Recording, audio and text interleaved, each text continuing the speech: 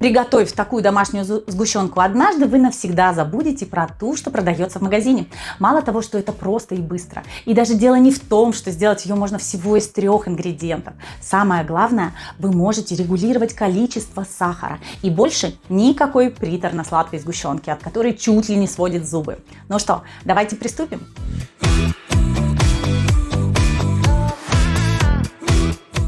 Всем привет! Вы на канале онлайн-школы домашнего сыроделия CheeseLab, и я ее преподаватель Светлана. Сегодня я покажу вам, как можно легко и просто приготовить вкусную, натуральную сгущенку без каких-либо добавок, буквально за полчаса. Для этого нам с вами понадобится кастрюля, молоко, сливки и сахар. Приступим! Если у вас есть кастрюля, дуршлаг и молоко, вы тоже можете готовить домашний сыр. Просто приходите на бесплатные занятия в онлайн-школу домашнего сыроделия CheeseLab, где под руководством квалифицированных специалистов сделаете свои первые шаги в мире сыроделия. Просто переходите по ссылочке в описании, оставляйте свои контактные данные и до встречи! Итак, нам нужно всего 3 ингредиента. Это молоко, максимально свежее молоко, 1 литр. Это сливки, у меня пастеризованные, можно обычные фермерские, но желательно, чтобы они были достаточно свежие, без кислиночки. И сахар. Я беру 300 грамм, но вы сможете регулировать сладость прибавлением количества сахара, либо уменьшением. Итак, в одну емкость максимально большого объема, то есть превышающего желательно в 3 раза, чем наш объем наших ингредиентов. Необходимо это для того, что будет у нас кипеть, подниматься пеночка, шапочка, и поэтому объем должен быть кастрюли гораздо больше, чем наша жидкость. Выливаем сливочки в молоко. Я беру пол-литра сливок. У меня максимально жирные, 33%. И вносим сахар. Все одновременно можно. Перемешиваем и включаем плиту на большой огонь.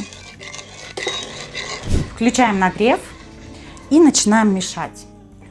Помешиваем постоянно для того, чтобы у нас внизу не пригорело молочко ко дну. Хорошо мешаем до закипания. Следим, пока молочко наше не закипело, постоянно помешиваем. Когда наше молочко закипело, мы перестаем мешать и следим за подъемом шапочки нашей пеночки. В идеале, чтобы пенка начала сама подниматься и дошла до верха кастрюльки. А если она плохо поднимается, можно прикрыть крышечкой и регулировать, смотреть, для того, чтобы она быстрее, вот ей было так потеплее, и прикрытой крышечкой следить за пеночкой. Она должна подняться, покипеть. Все это время мы не мешаем, ждем поднятия пенки, после чего она должна сама начать опускаться. Когда пенка поднялась доверху, мы не трогаем кастрюлю, мы не мешаем, мы даже можем не снимать крышку, оставляем ее в таком же состоянии, просто смотрим, чтобы молочко не выбежало. Можем, если она начинает еще выше подниматься, чуть уменьшаем огонь на плите. Когда пена вот уже сама держится, уменьшаем огонь.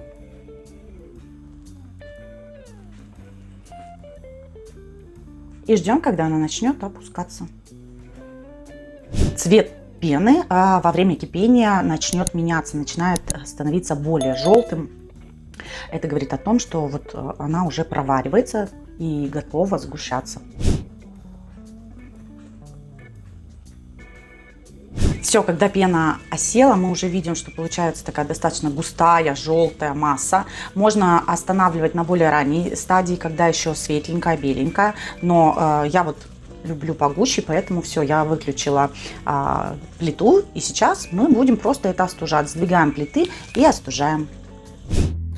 Если у вас есть кастрюля, дуршлаг и молоко, вы тоже можете готовить домашний сыр. Просто приходите на бесплатные занятия в онлайн-школу домашнего сыроделия CheeseLab, где под руководством квалифицированных специалистов сделаете свои первые шаги в мире сыроделия. Просто переходите по ссылочке в описании, оставляйте свои контактные данные и до встречи!